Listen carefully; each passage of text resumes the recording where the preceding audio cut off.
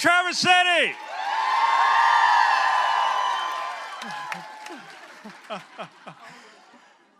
How's everybody feeling tonight? Anybody who thinks that the process of reaching out to our neighbors and asking them to vote and exercise their democratic rights, anybody who thinks that can't be joyful ought to be in this room to see how we're lifting one another up. This is what politics ought to look like. So here we are, 3 more days before Election Day, depending how you count. It's down to the hours. An election that could decide the whole future of our country, and an election that could be decided by just a few votes per precinct right here in the state of Michigan. No pressure, but we got to get this done. Are you ready to make sure Michigan delivers for Kamala Harris and Tim Walz?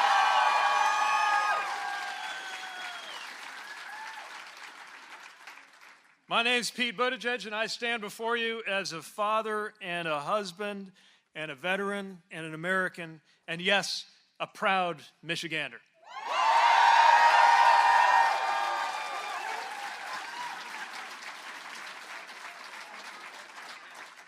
Now, I didn't move here because it happened to be the center of the political universe. I moved here because I fell for this certain son of Traverse City, a teacher that you just met, Chaston.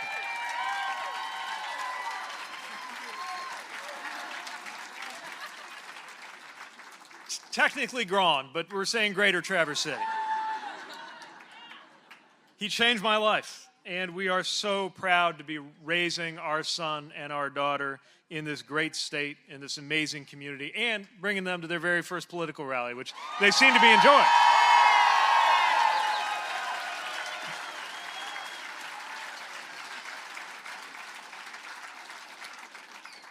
This is a community that has been so great to us. It is a community of honest and hardworking people. People like my mom, who made the improbable decision that people not from around here don't get, of moving north in order to retire, who's here. People like Chasten's family, his mom and dad, and neighbors who remind us every day of why it's so important to have leaders with the right values and the right priorities. I'll tell you, the conversations that we've been having, whether it was on 6th Street trick-or-treating, everyone knows the candy they're giving out on 6th Street, right? Or whether it's in line at Moomer's or any other places around here we spend time, our neighbors talk about the issues that are at stake in this election, whether they're talking about the election or not. They talk about housing, which reminds us why it's so important to elect somebody who has an actual plan, not a concept of a plan, but an actual plan for building more affordable housing.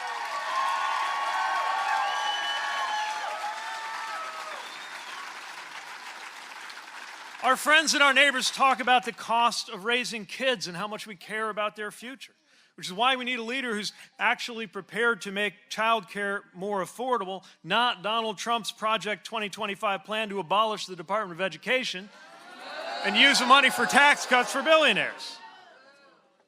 Our neighbors care about the basics, like safety, which is why they haven't forgotten that violent crime in this country went down after Donald Trump got beat and left office.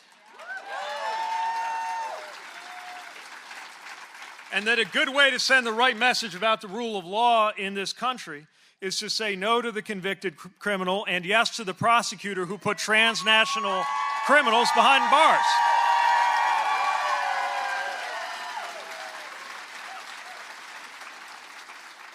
And our neighbors are freedom-loving people, which is why they're not impressed with Donald Trump saying any American citizen who disagrees with him is the enemy.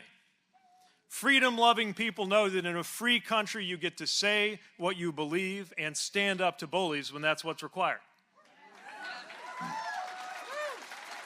And yes, in a freedom-loving country you get to be who you are and love who you love without somebody telling you otherwise.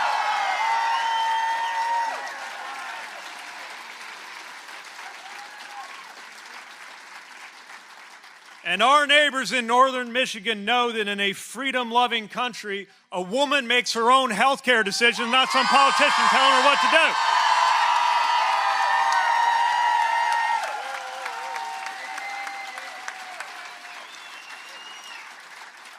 In other words, every day, our neighbors remind us why the next president ought to be Kamala Harris.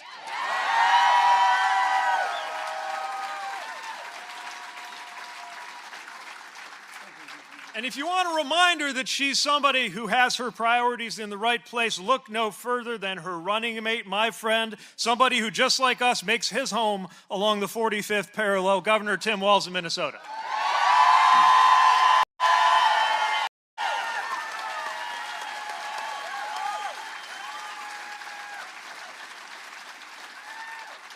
Tim is the real deal. In a couple of minutes, I'll get out of the way so that you can see that for yourself. But I just want to share the thing I most appreciate about him, which is that his whole career, he has lived out the most important thing anyone in public service ought to understand, which is that it's not about you.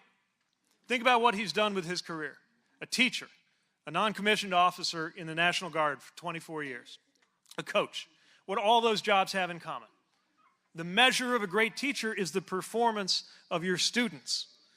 The measure of a great sergeant is the readiness of your soldiers. The measure of a great coach is the success of your players. You live and work in order to make other people better off, and that's what he's been doing as governor, and that's what he's going to do as our next vice president of the United States.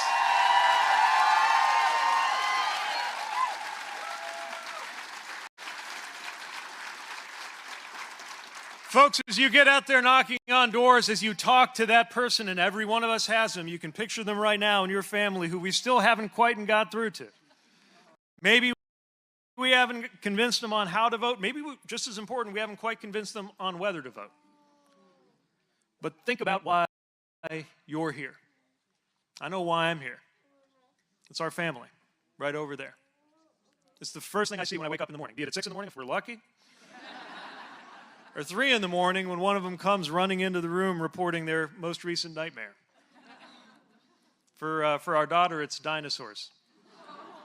Dinosaur got me, she'll say. And as a dad, I get to put my arm around her and say, no dinosaur's gonna get you. Right? I'm batting 1,000 on that, right, P? No dinosaur's gonna get you. And it feels really good as a parent to make a promise to your child that you're 100% sure is going to come true.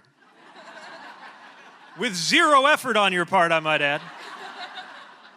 But of course, we're all here because of the promises we want to make to our kids that aren't going to happen with no effort. I want to be just as sure when I promise her that she's going to have more and not fewer rights than her grandmother did.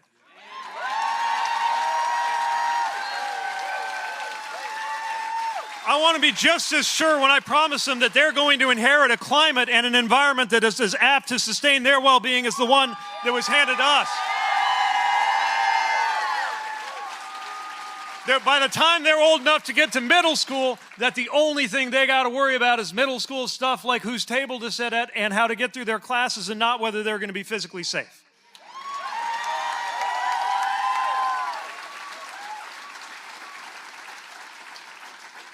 And most of all, that by the time they're old enough to ask what I was doing, what Chasten was doing, what we were doing back in the 2020s, when it was all on the line, that we did what it took to secure their future by electing Kamala Harris and Tim Walz, the next president and vice president of the United States. Thank you, Michigan. Thank you for coming out. Let's use every hour we have and get this done. Thank you.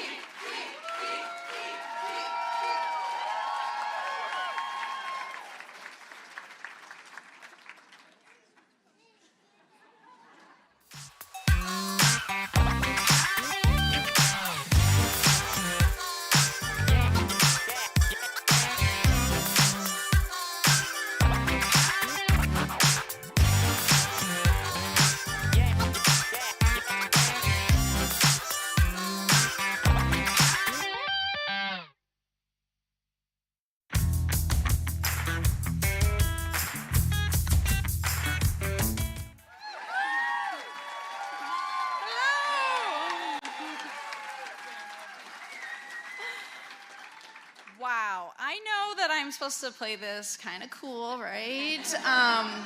But this is awesome. This is so cool. Okay. Is this not a great night? I mean, seriously. My name is Genevieve Miner, and I'm the teacher librarian at Traverse City West Senior High School.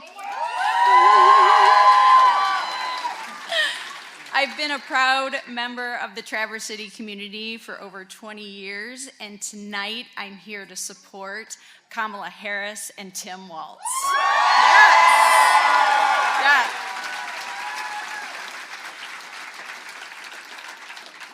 I was born and raised in East Detroit, Michigan. I started my teaching career in Utah as Miss Budden, where I lived for 10 years, returning to Michigan as Mrs. Miner in 2003. I was hired as a speech and language arts and English as a second language teacher at Traverse City West Senior High School, where I'm the teacher librarian now. Although many of the students there know me as Gus's mom. For those of you that don't know, Gus is the school's certified therapy dog. He hangs out with me in the library, and he is our family's lazy yellow lab. I'm a proud member of the Traverse City Education Association. Yep.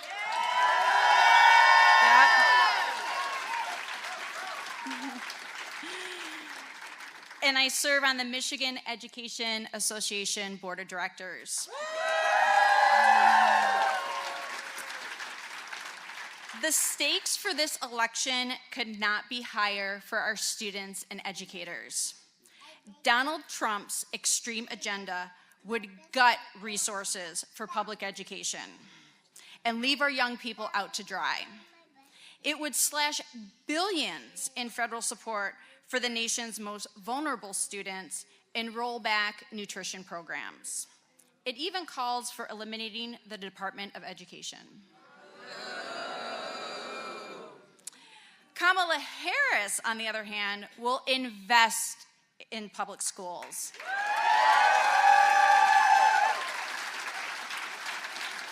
She will advocate for underserved students and make colleges affordable for everyone.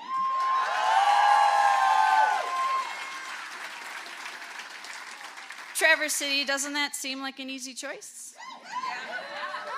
Right? Kamala knows that good public education is the ticket to a better future in this country, and she has delivered results.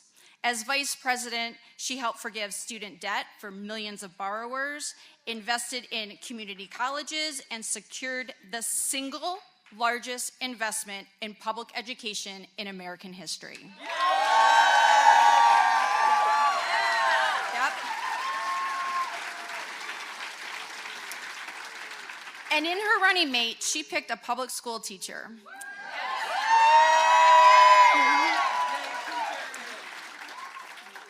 Tim Walz has been a fierce advocate for public education. As governor, he's invested millions in higher ed, passing legislation that gives every public school student in Minnesota access to free breakfast and lunch.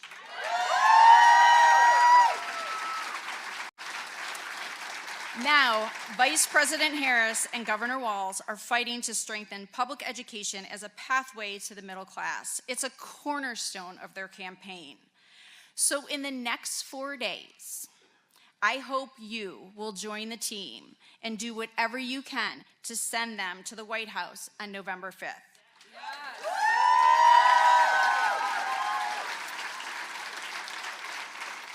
For our students and teachers, the answer is clear. But don't just take my word for it. Ladies and gentlemen, it's my honor to bring to the stage a teacher, a former NEA member, and a lifelong Midwesterner, the next Vice President of the United States, Governor Tim Walz.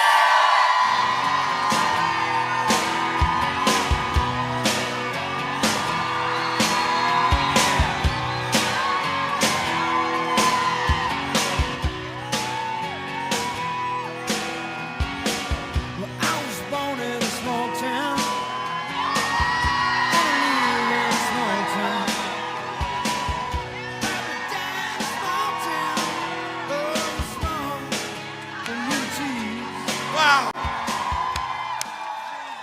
Wow.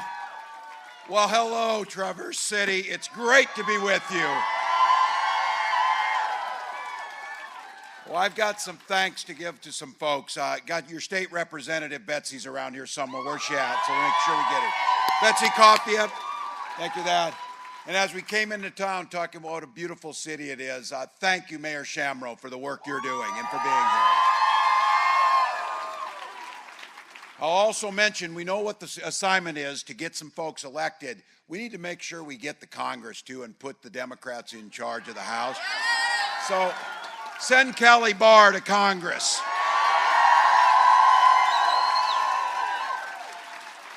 And a thank you to your very own, to Chaston and Pete. They're a treasure to this country and the work that they do. I do not know where Pete finds time to do all he does, and everything he's done is done with excellence. I didn't think I could like that guy anymore, but tonight he just warmed the heart of a geography teacher when he talked about the 45th parallel. It's amazing. And to Genevieve and all my fellow teachers who are here tonight, I want to thank you for all the work you've done. You heard me use a line where I said, don't ever underestimate a public school teacher. They just get it done. And I saw a lady today say, well, it's taken us 250 years to get a public school teacher on the ticket. We're not losing this one. We're winning it. We're winning it. So, and Genevieve and I have something in common. She's Gus's mom. I'm Gus's dad. So I'm proud of that. So thank you all. Beautiful, beautiful Friday evening, and here you all are. Could have been anywhere else doing anything else, but you're not. You're not because you love America, and that's why you came. So thank you for that. I'm grateful. You know that old Tom Petty song, "The waiting is the hardest part." We're down to 4 days, people. Just to put this into perspective, I was looking at my watch. We're under 100 hours till polls close, is where we're at. 100 hours, yeah. And I know what that kind of hits you in a way, because these next 100 hours and the work that we do now and what happens when those polls close are not just going to shape the next 4 years, they're going to shape the next few generations. And I think we know that. Now, it's hard to believe, but you see it. There's a few folks out there still haven't made up their mind. They're looking, but in all honesty, people are out there kind of shaking, and you hear this one a lot. I hear it when I'm from, relatives, friends, family, whoever it might be. Well, I don't like Donald Trump. I don't like his personality. And all of us are saying, really? You think? True. But then they do something that we need to set the record straight on. They say, yeah, but his economy was good. He took Barack Obama's economy. And then this is where people's minds get a little hazy. Here's what Donald Trump did with that economy.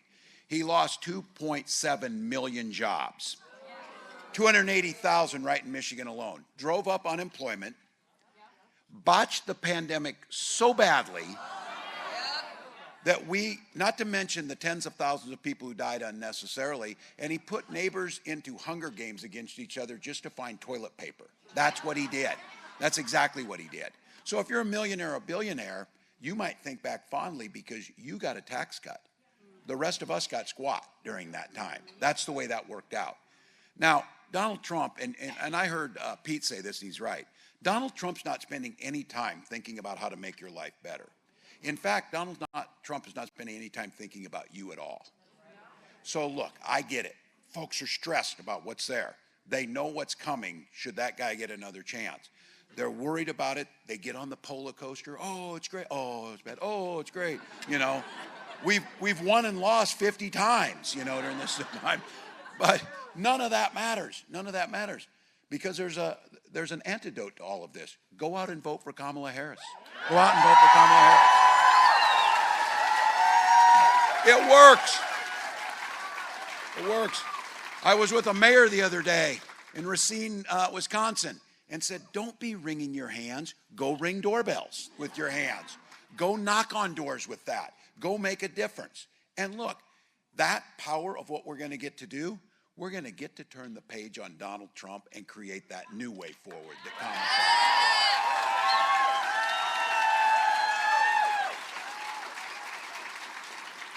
Look, the facts matter. Under Kamala Harris's leadership, we've seen 400,000 more jobs created in the state of Michigan. Talking about a new way forward, you saw it, you witnessed it, the world saw it the other night as she stood in the ellipse on the National Mall with the White House behind her, the Washington Monument. You saw it. You saw what a president sounds like, a president's vision, and she made it very clear. She made a promise to all Americans that she would bring a to-do list to the White House, not an enemies list.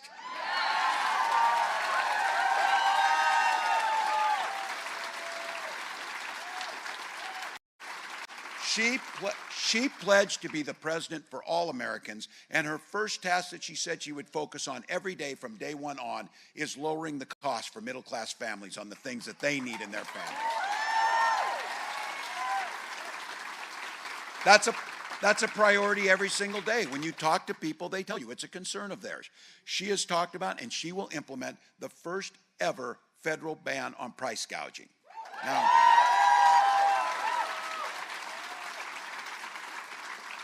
quick primer on price gouging. I was with a farmer up in Erie, Pennsylvania, and we were talking about this, and he grows some corn. Hey, the Erie people are here. And I asked, he grows corn, potatoes, raised some cattle, but I said, so what are you getting for corn? He said, oh, about $4.10 a bushel. I said, oh. And I said, so when these folks tell you when food prices were cheaper, what were you getting for a bushel of corn? He said, oh, about $4.10. So if you look at that, he's making $4.10 no matter what the price of food was. Your prices are up after the pandemic. The only thing that really changed was historic corporate profits have gone through the roof. That's when we talk about price gouging. If you believe in a free market, you believe in a fair economy. We saw it again recently when the hurricanes hit. What a weird thing. They were telling people to fly out of Florida as quick as you could, and airline prices went through the roof. That's immoral. That's wrong. That's why 37 states have price gouging. Kamala Harris will put in a federal ban on price gouging to make it work.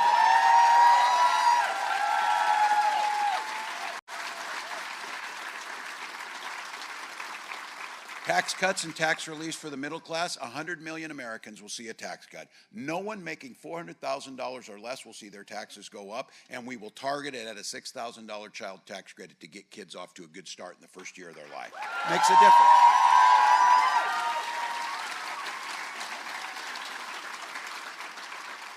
Under Kamala Harris's leadership, we finally got for seniors a cap on insulin of $35 a month for the big deal. She's talking about extending that to every American because we saw this happen in Minnesota. There was a young man named Alex Smith. He aged off his parents' insurance. What he had to do, because he didn't have the money, he started rationing his insulin, and Alex Smith died. So his mom, Nicole Smith, came to the Capitol and said, I'll never let another family go through this. And in Minnesota, we passed $35 cap on insulin for everyone. That's how this is supposed to work. Now, give you my third example on price gouging. Before we did that, that $35 was costing up to $800. The real tragedy here is it costs $5 to make it, and people's lives depend upon it. The economy works best when it's fair. And in Minnesota, we have a saying, we all do better when we all do better. And that's exactly what Kamala believes. A real plan to enhance lives. And some of the younger folks here, I know you're not going to think about this much, but for some of them my age and older, Medicare is a big deal. So I know this. I turned 60 earlier this year. Now I spend a lot of my time thinking about Medicare. That's the way it works. But look, it's dignity in our life. It gives us a chance to live our lives with dignity and be in place. Kamala Harris has talked about enhancing Medicare, and one of the first things is allowing in-home care for our seniors so they can live in their home. Big deal.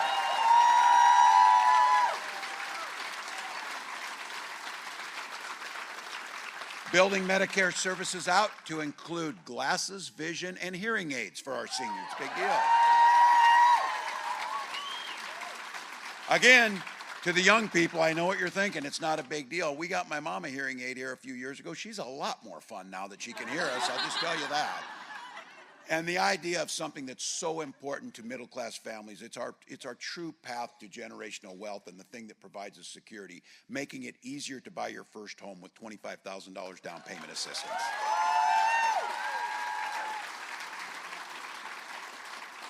And focusing again, continuous, as you hear the theme here, focusing on the middle class, enhancing life, quality of life, opportunities. The next thing is making sure if you've got a dream to start a small business, make it easier for you to get into that small business. Right now, it costs about $40,000, the initial cost to get a small business off the ground. We give a $5,000 tax credit for that. Under Kamala Harris's plan, we will give $50,000 to get your dream off the ground and get going.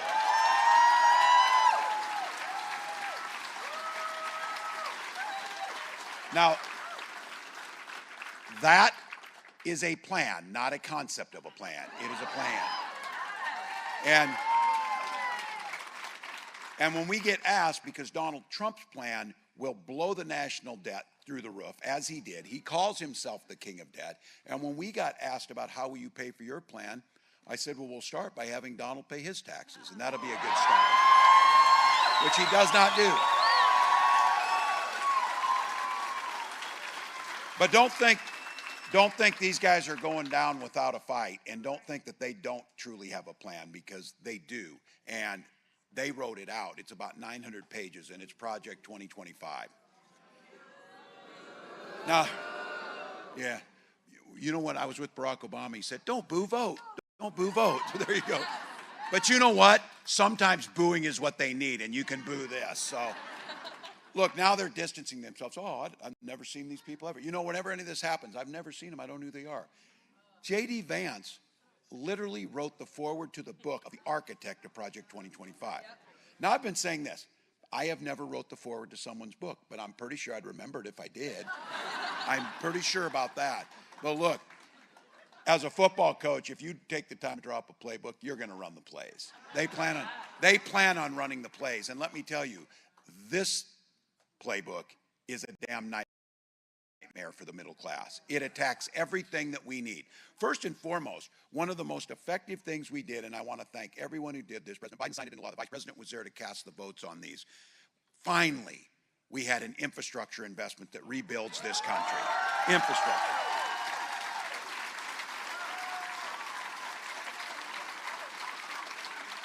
The Inflation Reduction Act that puts America back in charge of next generation manufacturing and energy production across the country, making sure we're creating hundreds of thousands of new jobs. These guys have said they will pull that money back and disinvest from our states. Now, Donald Trump, too, the guy is nearly 80 years old. At some point, and he says he went to the Wharton School. At some point in time, somebody should have taught him how tariffs work.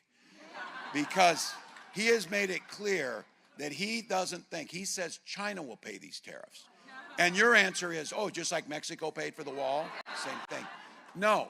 What happens when you slap a tariff on us, the CEOs of Black & Decker, Columbia, and other companies have told us, if you slap on this tariff, it will add 20% to the cost, which is about $4,000 for every middle-class family. That's what Donald Trump's talking about, everything you buy. Now, look, you've seen it out there. We've got independents and Republicans coming over to this campaign. People who are adhering to the old Republican Party's values that added to this country. Yes. That's not Donald Trump. No. When they talk about freedom, we know what we mean when we talk about freedom. When they talk about freedom, he means government should be free to be in your exam room, to be in your bedroom, to be, as Genevieve said, in her library telling us what we should read. That goes back to the golden rule some of you heard me talk about. Mind your own damn business and we will be better off. We will be better off. We don't need that.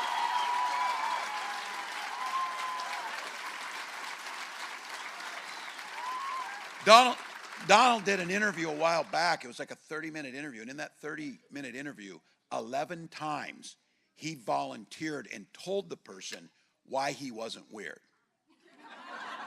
My observation in life is if you're explaining to people why you're not weird, you very well could be. But look, It's weird to be concerned with other people's bedrooms. It's weird to try and tell other people how their health care should be done. It's weird to try and make a case about they know what's best for you to read, watch, or whatever.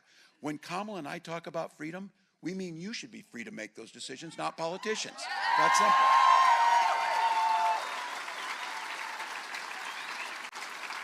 Real freedom means after a lifetime of work, our seniors, our parents and our seniors should be able to retire with dignity by strengthening Social Security and Medicare, not cutting it.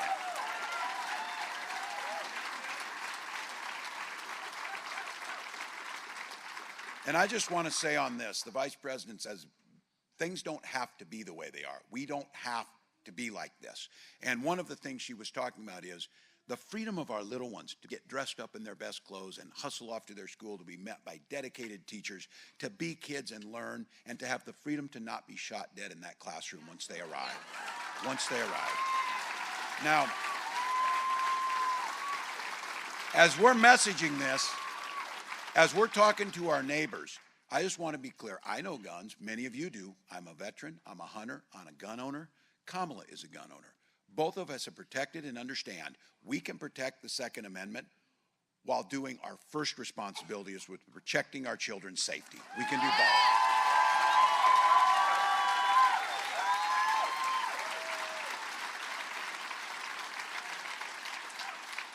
And to those undecided folks who are getting out there, this final 100 hours, people are still moving around.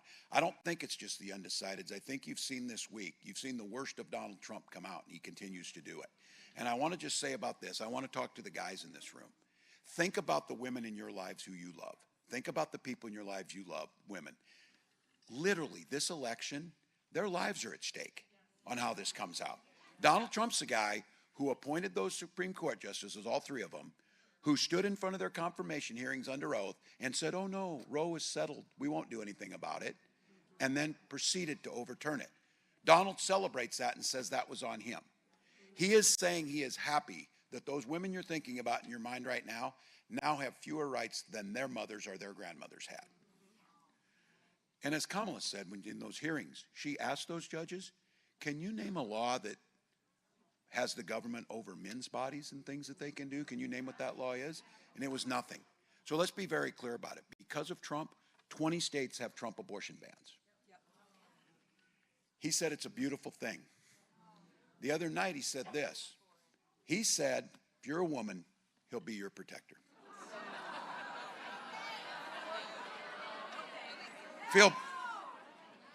And then he added this in the last day or so.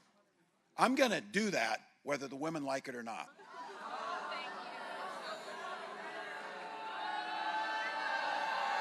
Well, I believe that's how he's lived his life, and I believe he'll continue to do it, because here's what we see now. Women turned away from emergency rooms, miscarriaging in parking lots, whether they like it or not. Survivors of rape being forced to carry those pregnancies to term, whether they like it or not. And fertility clinics have turned couples away at the door, whether they like it or not. All of this is personal for all of us in here. For my wife and I, it was about infertility and being able to get infertility treatments. And I will be damned if I will allow anyone, especially Donald Trump, to deny that right to anybody in this country. Anybody.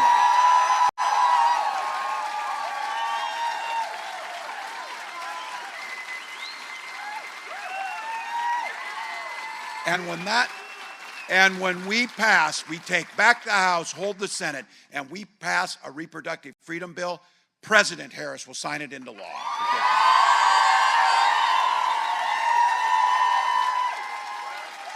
Now look, it's as simple as this. For Kamala and I, we simply trust women. It's that simple.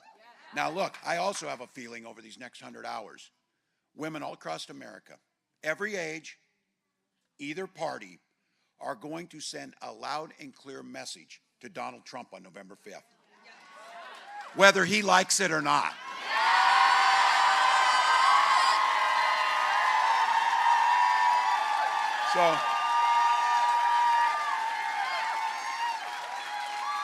So Kamala said it. We're sure the hell not going back, people. We are not going back. I'm here tonight with you in Michigan on behalf of the Vice President and myself to humbly ask you for your vote come November 5th. Now, 4 days. 4 days. This thing is going to be close, but here's the deal. We've got momentum on our side. We know how to work, and we're not taking anything for granted. Nothing. So I spent most of my life just living for these moments. The moments when the stuff is on the line, when you're the final 2 minutes of a game. We got the ball. We got the ball. We got the ball, and we got the best quarterback in Kamala Harris.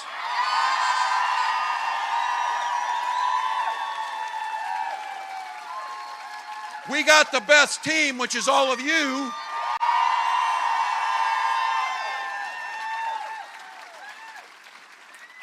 We don't get tired, and if we do, we'll wait till we're dead to do the sleeping, because not now. Because 1 or 2 votes in the state of Michigan in each precinct could be the difference between President Harris or the nightmare we saw on the other side. That's what's there. And I guarantee you, and especially the young ones here, this will happen to you. There'll be a point where you're going to be older, and you're going to be in that rocking chair on the porch, and you're going to be rocking, and a little one's going to come up to you, and they're going to be studying in school, and they're going to say, where were you and what would you do in 2024 to protect the democracy and keep the American experiment alive? And every one of you are going to say, every damn thing I could do. Every damn thing I could do. How many have voted already? All right. How many of you can get another person to vote? There we go. Look, we can do it. If you've still got a mail-in ballot, don't put it off, people. Put it in the mailbox. Take it down to the clerk. Make a plan to vote early or be ready for November 5th. It's iwillvote.com/MI to find your polling place. Look, we came here. It's our responsibility, and it is an awesome responsibility, but an incredible privilege. Generations of Americans before have stood in the face of this kind of crap, and here we are. And here we are. And I want to be on that damn porch when we talk about, were you the ones that made sure Donald Trump went away and we didn't have to hear him anymore? Yes, us.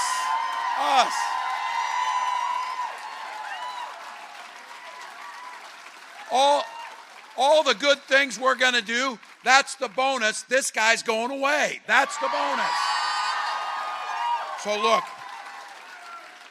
Vice President Harris has told us this. When we fight, now we're in the mode. When we vote, Michigan, win this for America. Let's go. Let's go.